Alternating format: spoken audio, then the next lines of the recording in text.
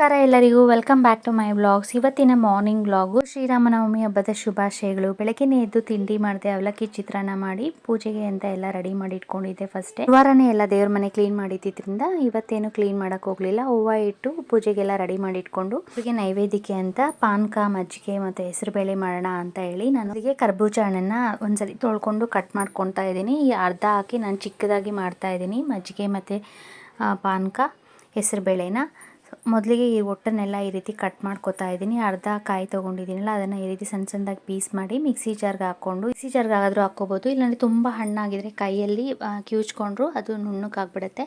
ಇದಕ್ಕೆ ನಾನು ಒಂದು ಸ್ವಲ್ಪ ಮೆಣಸು ಹಾಕ್ಕೋತಾ ಇದ್ದೀನಿ. ಒಂದು 8ರಿಂದ 10 ಕಾಳಷ್ಟು ಮೆಣಸು ಹಾಕಿ 1 ಸ್ಪೂನಷ್ಟು ಶುಂಠಿ ಪೌಡರ್ ಹಾಕ್ಕೋತಾ ಇದ್ದೀನಿ. ಇಷ್ಟನ್ನು ಮಿಕ್ಸಿ ಜಾರ್ಗೆ ಹಾಕ್ಕೊಂಡು ನುಣ್ಣಕ್ಕೆ ಪೇಸ್ಟ್ ಮಾಡಿಕೊಂಡು ಭುಜನ ಕಟ್ ಮಾಡೋಕ್ಕೆ ಮುಂಚೆನೇ ನಾನು ಬೆಲ್ಲನ ನೀರಲ್ಲಿ ಹಾಕಿ ನೆನೆಸಿಟ್ಟಿದ್ದೆ. 1 ಕಪ್ಪಷ್ಟು ಬೆಲ್ಲ ಹಾಕಿ ನೆನೆಸಿಟ್ಟಿದ್ದೆ. ನಾವು ನೀರು ಜಾಸ್ತಿ ಹಾಕಿದಷ್ಟು ಬೆಲ್ಲ ಕ್ವಾಂಟಿಟಿ ಜಾಸ್ತಿ ಮಾಡ್ಕೋಬೋದು. ಮತ್ತು ಕರ್ಬೂಜ ಹಣ್ಣನ್ನು ಸಹ ಜಾಸ್ತಿ ಹಾಕ್ಕೊಂಡು ಪಾನಕ ಮಾಡ್ಕೋಬೋದು.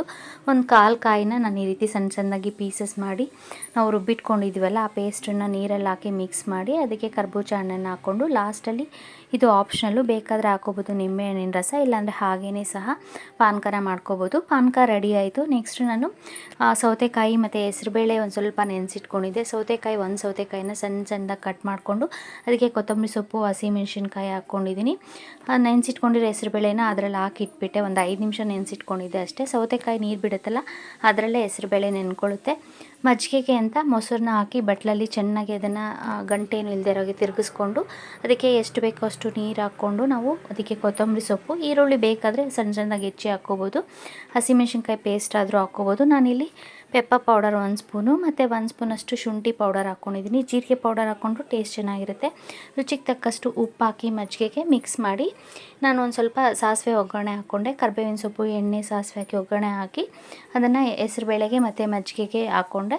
ಸೊ ಹೆಸರುಬೇಳೆ ಮಜ್ಜಿಗೆ ಪಾನಕ ರೆಡಿಯಾಗಿದೆ. ದೇವ್ರ ಮನೆಯಲ್ಲಿ ದೀಪ ಹಚ್ಚಿ ನಾವು ಮಾಡಿಟ್ಕೊಂಡಿರೋ ಹೆಸರುಬೇಳೆ ಮಜ್ಜಿಗೆ ಪಾನಕನ ದೇವ್ರ ಮುಂದೆ ಇಟ್ಟು ಪೂಜೆ ಮಾಡಬೇಕು. ಆಮೇಲೆ ಮನೆಗೆ ಯಾರಾದರೂ ಅರ್ಶಿನ ಕುಂಕುಮ ತೊಗೊಳಕ್ಕೆ ಬಂದಾಗ ಅವ್ರಿಗೆ ಆ ಮಜ್ಜಿಗೆ ಪಾನಕನ ಪ್ರಸಾದವಾಗಿ ಕೊಡ್ಬೋದು.